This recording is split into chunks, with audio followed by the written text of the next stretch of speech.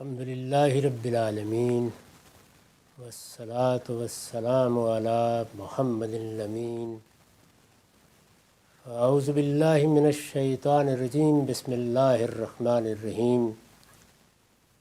خواتین و حضرات، ہم سورہ یوسف کی آیت 32 سے درس کی ابتدا کر رہے ہیں۔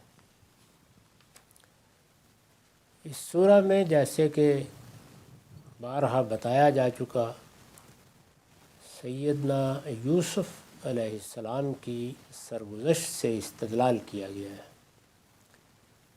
پوری سرگزشت قریش کے سامنے رکھ دی گئی ہے اور در حدیث دیگراں کے اسلوب میں انہیں بتایا گیا ہے کہ اس سرگزشت میں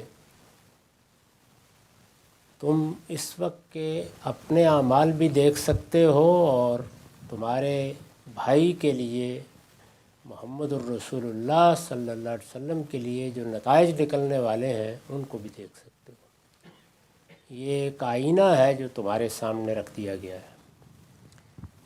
اس سرگزشت کا بڑا حصہ ہم پڑھ چکے ہیں۔ اب بات وہاں آ گئی تھی کہ زلیخا نے مصر کی عورتوں کو بلا بھیجا۔ وہ اسے کچھ ملامت کر رہی تھیں کہ یہ بھی کیا عورت ہے، اپنے غلام کو دل دے بیٹھی اور پھر رام بھی نہیں کر سکی۔ تو اس نے کہا کہ اچھی بات ہے، تم ہی لوگ آ کے اپنے چلتر آزما کے دیکھ لو۔ چنانچہ ایک مجلس آراستہ کی گئی اور اس میں اس کا اہتمام کیا گیا کہ نہ صرف عشوہ و غمزہ و ادا کا اہتمام ہو بلکہ کچھ دھمکی دے کے بھی ان کو آمادہ کیا جائے۔ اس کی تفصیلات بھی ہم اس سے پہلے دیکھ چکے ہیں۔ اس پر میں نے جو حاشیہ لکھا ہے وہ یہ ہے، یہ قرآن نے اپنے اسلوب کے مطابق چند فقروں میں ایک پوری داستان سمیٹ دی ہے۔ میں یہ عرض کر چکا ہوں کہ اس طرح کے واقعات قرآن مجید ہمیشہ بہت مختصر طریقے سے بیان کرتا ہے۔ قرآن کی اپنی ایک شان ہے۔ بعض خرافات کی نوعیت کی چیزیں اشارتاً تو بیان کی جا سکتی ہیں، لیکن ان کو تفصیلات کا پیرہن دے دینا یہ قرآن کا مضمون نہیں ہوتا۔ یہ قرآن نے اپنے اسلوب کے مطابق چند فقروں میں ایک پوری داستان سمیٹ دی ہے۔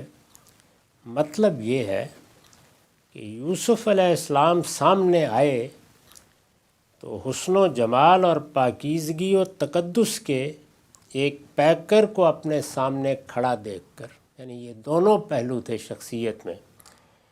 حسن و جمال تو تھا ہی، ایک جوان رانا ہے، ابھی 18-20 سال کی عمر ہے، لیکن حسن و جمال ہی نہیں تھا، اس کے ساتھ پاکیزگی اور تقدس کا جمال بھی تھا۔ تو حسن و جمال اور پاکیزگی اور تقدس کے ایک پیکر کو اپنے سامنے کھڑا دیکھ کر پہلے تو دنگ رہ گئیں۔ یہ وہ خواتین کی مجلس ہے جس میں جو کچھ پیش آیا اس پر تبصرہ کیا جا رہا ہے۔ پھر ذرا سنبھلیں، پہلے تو دنگ رہ گئیں، پھر ذرا سنبھلیں، اور چونکہ بڑے دعوے اور تنتنے کے ساتھ آئی تھیں، یعنی یہ کہہ کے آئی تھیں کہ ذرا ہمیں موقع ملا ہوتا تو ہم دکھاتی ہیں کہ ایسے لوگوں کو کیسے رام کیا جاتا ہے۔ یہ زلیخا نے کیا کیا؟ چونکہ بڑے دعوے اور تنتنے کے ساتھ آئی تھیں اس لیے اپنے چلتر آزمانا شروع کیے۔ جب اندازہ ہو گیا کہ ان کی سب ادائیں غمزے اور عشوے ناکام ہو رہے ہیں تو دھمکی دی کہ نہیں مانو گے تو ہم یہیں جان دے دیں گے۔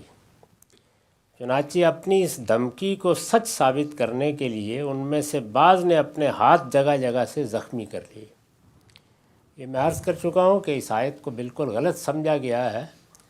اس میں یہ نہیں ہوا کہ مبہوت ہو کر ہاتھ کاٹ لیے، بلکہ یہ ایک تدبیر تھی جو کی گئی، اور قرآن نے صحیح لفظوں میں بتایا ہے کہ فَلَمَّا سَمِعَتْ بِمَكْرِهِنَّ، یعنی وہ کیا تدبیر بیان کر رہی ہیں جس سے وہ رام کر سکتی ہیں۔ جب زلیخا کو اس کا پتہ چلا تو اس نے کہا آ جاؤ، اور سب کو چھریاں دے کے بٹھا دیا کہ اب کر لو جو کرنا ہے۔ چنانچہ اپنی اس دھمکی کو سچ ثابت کرنے کے لیے ان میں سے بعض نے اپنے ہاتھ جگہ جگہ سے زخمی کر لیے، لیکن جب یہ حربہ بھی کامیاب نہیں ہوا تو پکار اٹھیں کہ یہ آدمی نہیں ہے، یہ تو کوئی فرشتہ یزدانی ہے۔ استاذ امام لکھتے ہیں ان بیگمات کا یہ اعتراف حضرت یوسف کی کمال درجہ تعریف بھی ہے، اپنی شکست کے لیے ایک عذر بھی۔ یعنی یہ جو جملہ انہوں نے بولا ہے اور جس کو قرآن نے نقل کیا ہے کہ سبحان اللہ، یہ تو کوئی آدمی نہیں ہے، یہ تو کوئی فرشتہ ہے۔ ان بیگمات کا یہ اعتراف حضرت یوسف کی کمال درجہ تعریف بھی ہے اور اپنی شکست کے لیے ایک عذر بھی۔ اس کے اندر یہ مضمون بھی مضمر ہے کہ اگر ہم ان کو جیت نہ سکے تو اس کی وجہ یہ نہیں ہے کہ ہمارے فن یا ہمارے حسن و جمال میں کوئی نقص تھا، بلکہ اس کی وجہ یہ ہے کہ ہمیں مقابلہ ایک معزز فرشتے سے کرنا پڑا، جبکہ ہمارے سارے اسلحے صرف انسانوں ہی پر کارگر ہونے کی صلاحیت رکھتے ہیں۔ یعنی یہ محض خراج تحسین ہی نہیں ہے، اپنا ایک عذر بھی ہے کہ ناکام ہوئی ہیں تو کسی عام انسان کے سامنے ناکام نہیں ہوئی۔ یہ سرگزشت یعنی جتنا حصہ اس سے پہلے زیر بحث آ چکا جس کا یہ خلاصہ ہے، یہ سرگزشت اس درجے ایجاز و اختصار کے ساتھ کیوں نقل کی گئی ہے؟ یعنی ایک مجلس منعقد کی گئی، اس میں انہوں نے اپنے عشوے، اپنی ادائیں آزمائیں، اپنے ہنر آزما کر دیکھے، تو بظاہر لگتا ہے کہ یہاں کچھ تفصیلات ہونی چاہیے تھیں۔ ایک ایک لفظ میں قرآن نے ایک ایک مرحلے کو بیان کیا ہے۔ اس درجہ ایجاز و اختصار کے ساتھ کیوں نقل کی گئی ہے؟ اس کا سبب غالباً یہ ہے کہ قرآن نے اسے اپنے شایان شان نہیں سمجھا کہ ان خرافات کی تفصیل کرے جو حضرت یوسف کا دل جیتنے کے لیے وہاں ہوئی ہوگی۔ اس کو قرآن نے پسند نہیں کیا۔ یہ سب ہو گیا تو اب آگے دیکھیے، قالت فذالکن الذی لمتننی فیہ، اس نے کہا دیکھ لیا۔ یعنی جب یہ سب ہو گیا تو اس نے کہا، یعنی کس نے؟ زلیخا نے۔ اس نے کہا دیکھ لیا، یہی ہے جس کے بارے میں تم مجھے ملامت کر رہی تھی۔ وَلَقَدْ رَاوَدتُّهُ عَن نَفْسِهِ فَاسْتَعْصَمَ، بے شک میں نے اسے رجھانے کی کوشش کی تھی مگر یہ بچ نکلا، کوئی چیز بھی اس کو آمادہ نہیں کر سکی۔ اس کے بعد اس نے کہا وَلَئِن لَّمْ يَفْعَلْ مَا عَمُرُهُ لَيُسْجَنَنَّ وَلَيَكُونَنَّ مِنَ الصَّاغِرِينَ، تاہم میں جو کرنے کے لیے اسے کہہ رہی ہوں، اس نے اگر نہیں کیا تو ضرور قید کیا جائے گا اور ضرور ذلیل ہوگا۔ یعنی اس نے بھی ایک دھمکی دے دی کہ میں ناکام رہی، تم لوگ بھی ناکام رہیں، اس سے فرق نہیں پڑتا، اگر یہ نہیں مانتا تو سوچ لے، اس گھر میں شہزادوں کی طرح رہ رہا ہے، پھر ایک نتیجہ نکلے گا اور وہ یہ کہ یا تو برسوں کے لیے قید میں پھینک دیا جائے گا اور یہ ویسے ذلیل ہو کے کہیں نکال دیا جائے گا۔ تو یہ اس نے گویا ایک اور دھمکی دے دی۔ اس پر میں نے لکھا ہے یہ ایک مزید دھمکی ہے۔ زلیخا نے پہلے بڑے تیکھے انداز میں عورتوں کے ادعا کا جواب دیا ہے۔ یعنی پہلے تو اس نے یہ کہا کہ تم نے میرے اوپر بہت طنز و تاریض کے تیر برسائے، بہت باتیں کیں، میں جہاں تہاں سے سنتی رہی کہ تم لوگ یہ کہہ رہی ہو کہ اپنے غلام پر فریفتہ ہو گئی اور پھر کچھ کر بھی نہیں سکی۔ تو یہ تم لوگوں نے دیکھ لیا کس شخص سے معاملہ پڑا ہے۔ پہلے جملے میں تو اس نے اس ادعا کا جواب دیا ہے۔ یہ ایک مزید دھمکی ہے۔ زلیخا نے پہلے بڑے تیکھے انداز میں عورتوں کے ادعا کا جواب دیا ہے، پھر صاف کہہ دیا ہے کہ میں اس کی جان چھوڑنے والی نہیں ہوں۔ اس لیے یہ اپنی روش پر قائم رہا تو لازماً جیل کی ہوا کھائے گا۔ اس کے معنی یہ تھے کہ ہوس کی محبت دھمکی بھی دے رہی ہے اور اپنے سب حربوں میں ناکام ہو جانے کے بعد اپنی ناکامی کا انتقام لینے کا فیصلہ بھی کر رہی ہے۔ دونوں چیزیں اس نے بیان کر دیں۔ حضرت یوسف کے لیے یہ ایک نئی آزمائش تھی جس سے اب وہ دوچار ہونے والے تھے۔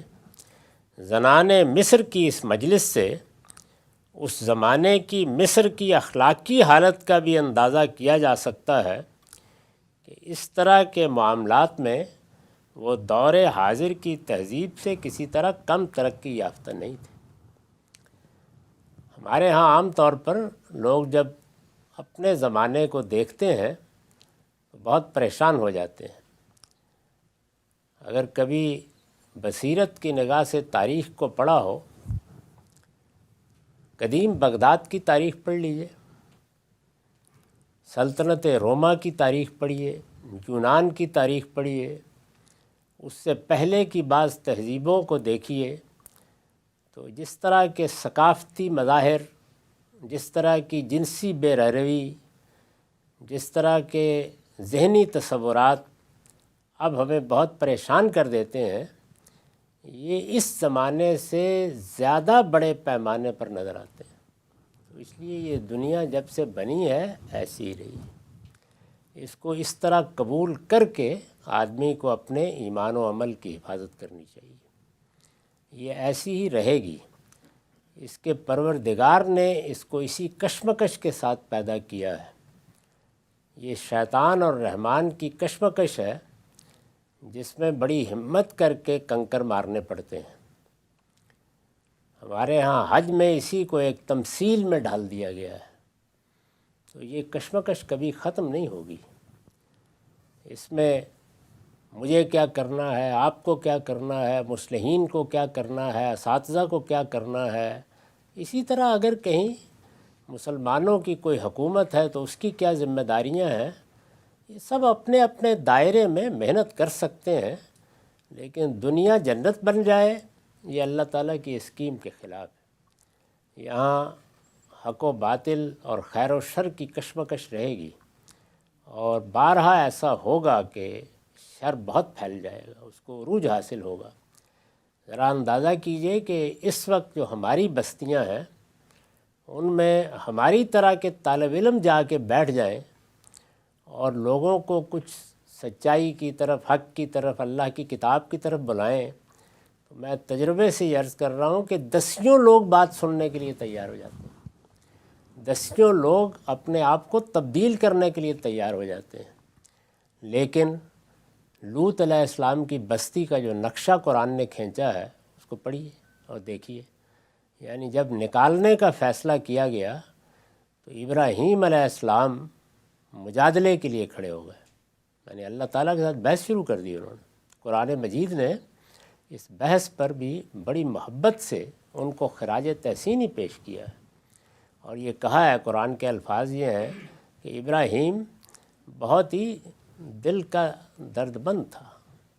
وہ شروع ہو گئے، انہوں نے کہا کہ یہ کیسے ہو سکتا ہے، وہاں ہو سکتا ہے 50 راست باز ہوں۔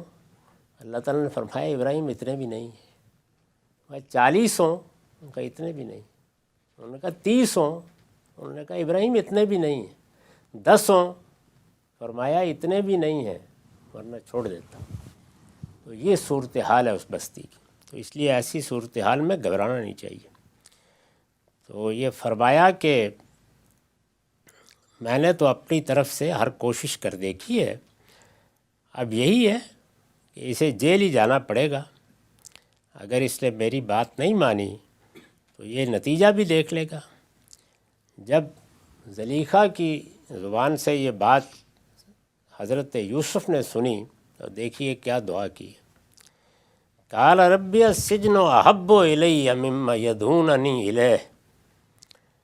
اس پر یوسف نے دعا کی کہ پروردگار، قید خانہ مجھے اس چیز سے زیادہ پسند ہے جس کی جو مجھے دعوت دے رہی ہیں۔ یہ ہے ایک بندہ مومن کا رویہ، قید خانہ مجھے اس چیز سے زیادہ پسند ہے جس کی یہ مجھے دعوت دے رہی ہیں، وَإِلَّا تَصْرِفْ عَنِّي كَيْدَهُنَّ أَصُبْ إِلَيْهِنَّ وَأَكُن مِّنَ الْجَاهِلِينَ۔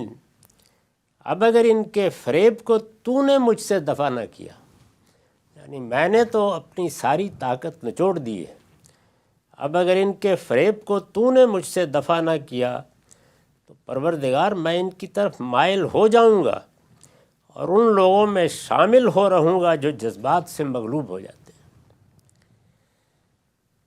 کیا بات ہے اس جملے کی اور اس دعا کی اور اس احساس کی! بندہ کس عجز کے ساتھ اپنے آپ کو اپنے رب کے سامنے ڈال دیتا ہے۔ اس پر میں نے لکھا ہے، یہ بڑے عجز کے ساتھ خدا سے مدد کی التجا ہے جو اپنے ایمان و اخلاق کو بچانے کے لیے پوری طاقت نچوڑ دینے کے بعد ان کی زبان پر آ گئی۔ پروردگار اب میرے بس میں نہیں رہا، جو میں کر سکتا تھا میں نے کر دیا ہے۔ آگے وضاحت ہے کہ یہ دعا فوراً قبول ہو گئی۔ اس کی وجہ یہ ہے کہ جب بندہ شیطان کے مقابلے میں اس حد تک استقامت دکھانے کے بعد اپنے آپ کو اپنے پروردگار کے آگے ڈال دیتا ہے تو اس کی دعا ضرور قبول ہوتی ہے اور فوراً قبول ہوتی ہے۔ اس میں جس قانون کو میں نے بیان کیا ہے اس کو سمجھ لینا چاہیے۔ یعنی ایک ہے ہماری دنیاوی ضرورتیں، دنیاوی حاجتیں، کسی کے کاروبار میں نقصان ہو رہا ہے، بیماری تکلیف آ گئی، گھر میں کوئی مسئلہ ہے، ان میں بھی اللہ ہی سے بندہ دعا کرتا ہے، اپنی طرف سے تدبیر بھی کرتا ہے، علاج بھی کرتا ہے، لیکن یہ ضروری نہیں ہوتا کہ دعائیں قبول ہو جائیں۔ قبول بھی ہوتی ہیں، اللہ کرم بھی فرماتا ہے، اس لیے کہ جو دنیا امتحان کے اصول پر بنائی گئی ہے اس میں یہ طریقہ نہیں اختیار کیا جا سکتا۔ ایک مجموعی حکمت ہوگی جس میں بندے کے لیے کیا بہتر ہے، جس معاملے میں دعا کی جا رہی ہے وہ اس امتحان سے متعلق کس نوعیت کے مسائل پیدا کر دے گی، جس دنیا میں وہ رہ رہا ہے اس میں اس کا کیا مقام ہے، یہ سب چیزیں دیکھنے کے بعد اللہ تعالیٰ چاہتے ہیں تو دعا قبول کرتے ہیں، چاہتے ہیں تو قبول نہیں کرتے۔ لیکن اگر ہدایت کی دعا مانگی جائے جو ہم ہر روز مانگتے ہیں، ہماری نمازوں کی سب سے بڑی دعا ہدایت کی دعا ہے۔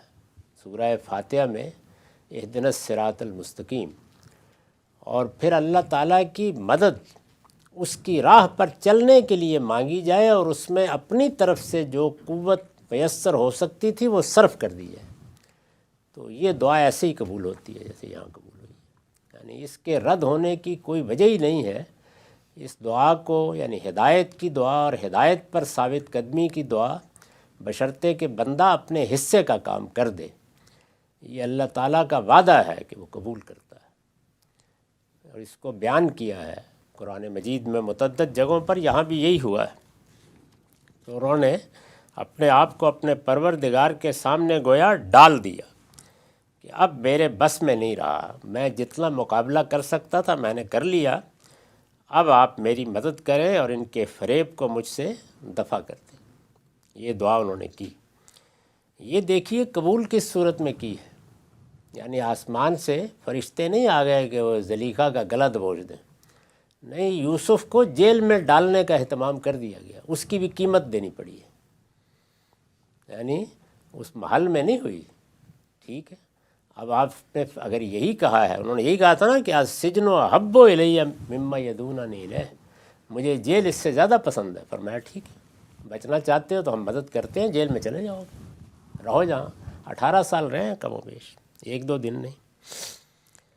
تو انہوں نے یہ دعا کی تو فرمایا فاستجاب لہ ربہ، اس کے پروردگار نے اس کی یہ دعا فوراً قبول کر لی۔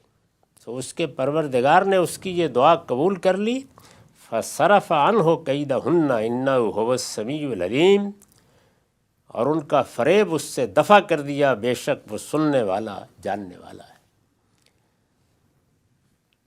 ثم بدا لہم من بعد ما رأوا الآیات لیسجننہ حتی حین، پھر اس کی یعنی یوسف کی بے گناہی کی یہ نشانیاں دیکھ لینے کے بعد بھی، یعنی واضح ہو گیا جیسے کہ پیچھے ہم دیکھ چکے ہیں کہ یوسف بالکل بے گناہ تھے۔ اسی خاندان کے لوگوں میں سے بعض بزرگوں نے توجہ دلائی، دیکھا گیا کہ کرتا تو پیچھے سے پھٹا ہوا ہے، اور ہر شخص پکار اٹھا۔ خود عزیز مصر نے اعتراف کیا اس بات کا کہ یہ ان لوگوں کے مکر ہیں جس کا تم نشانہ بن گئے ہو، اور خود یوسف سے کہا کہ یوسف عارض ھذا واستغفری لذنبک، یوسف تم اس سے اعراض کرو، اور اپنی بیوی سے بھی کہا کہ اپنے گناہ کی معافی چاہو۔ یعنی ہر لحاظ سے بے گناہی واضح ہو چکی ہے۔ پھر اس کی بے گناہی کی یہ نشانیاں دیکھ لینے کے بعد بھی ما راول آیات، صاف صاف نشانیاں دیکھ لی کہ یوسف نے کوئی گناہ نہیں کیا، کسی گناہ کی طرف میلان ظاہر نہیں کیا، یہ سب اسی عورت کا مکر تھا، اسی کا چرتر تھا۔ ان لوگوں نے مصلحت یہی سمجھی کہ یوسف کو کچھ مدت کے لیے لازماً قید کر دیں، یعنی ان لوگوں کی رائے یہ بنی۔ اللہ تعالیٰ کہتے ہیں کہ یہ رائے بننے میں خدا کا منشا شامل تھا، اس لیے کہ جب یوسف نے دعا کی تو اس کی قبولیت کے لیے یہی صورت تھی۔ چنانچہ دعا بھی قبول ہو گئی اور ان کی مصلحت بھی سامنے آ گئی۔ اس میں یہ جو کہا ہے کہ کچھ مدت کے لیے قید کر دیں، گناہ تو کوئی نہیں ہے، کوئی شہادت نہیں ہے، کوئی مسئلہ نہیں ہے، کیسے قید کر دیں؟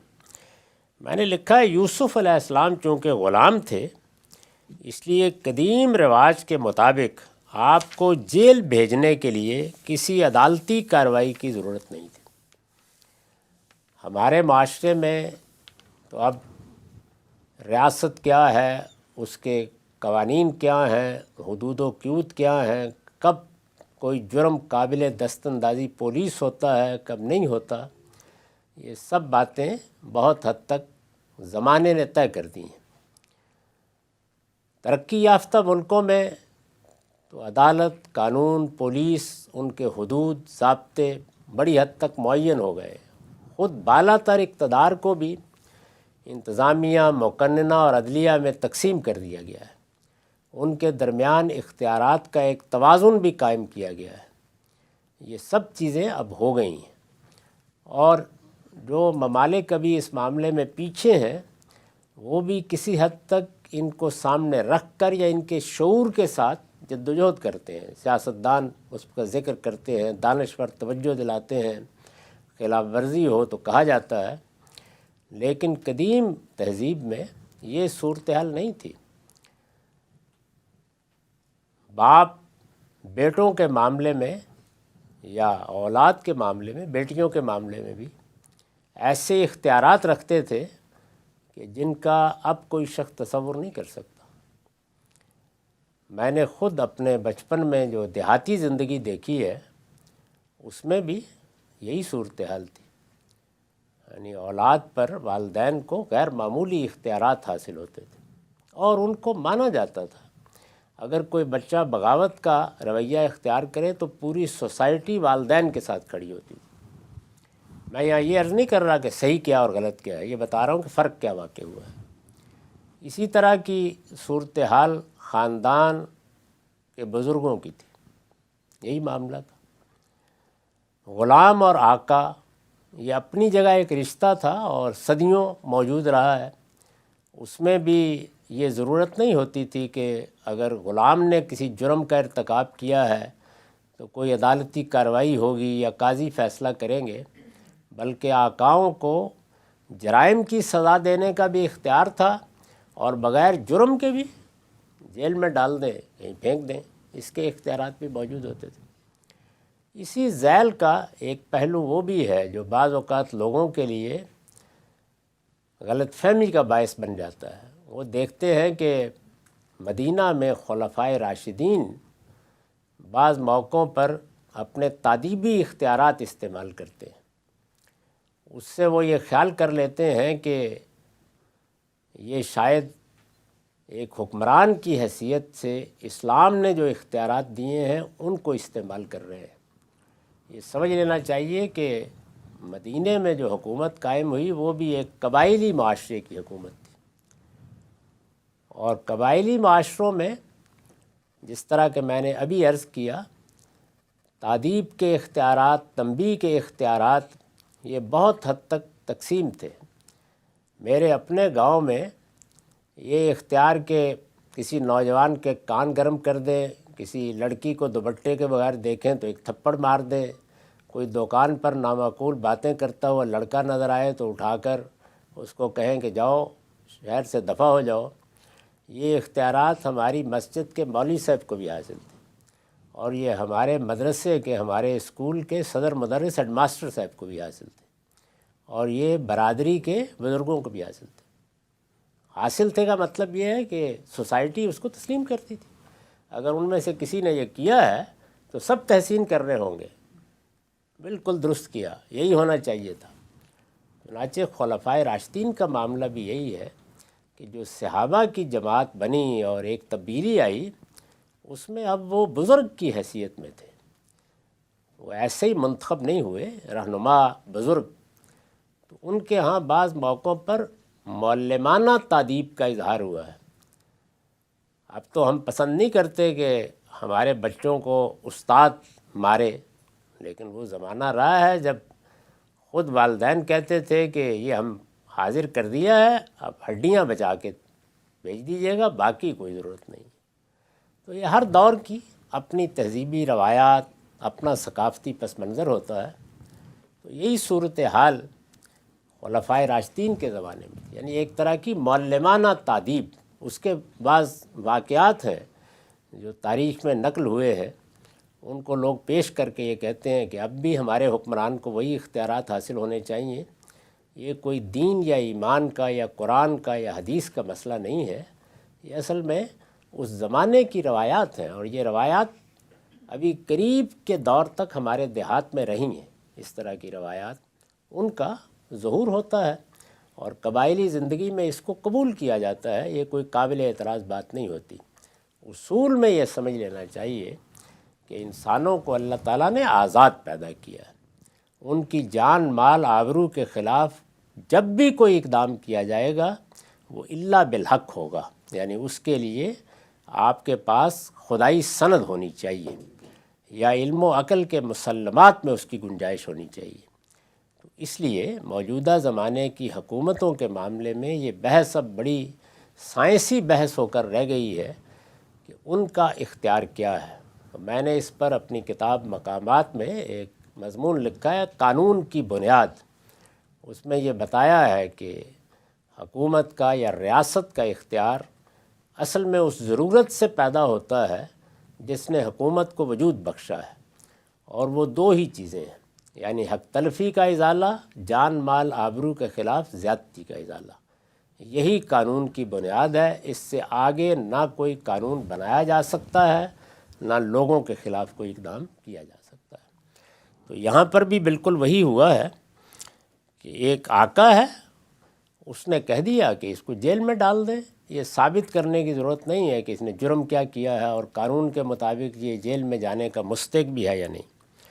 اس زمانے کے آقاؤں کو اپنے غلاموں پر غیر محدود اختیارات حاصل تھے، چنانچہ آپ کے آقا نے بھی اپنے اسی اختیار کے تحت آپ کو اس خیال سے جیل بھجوا دیا کہ زلیخا کے دماغ سے ان کا خف بھی نکل جائے گا، یعنی ابھی تو گھر میں ہے، ہر وقت نظر آتا ہے، جیل میں چلا جائے گا تو کچھ اس کے دماغ کا بھی علاج ہو جائے گا۔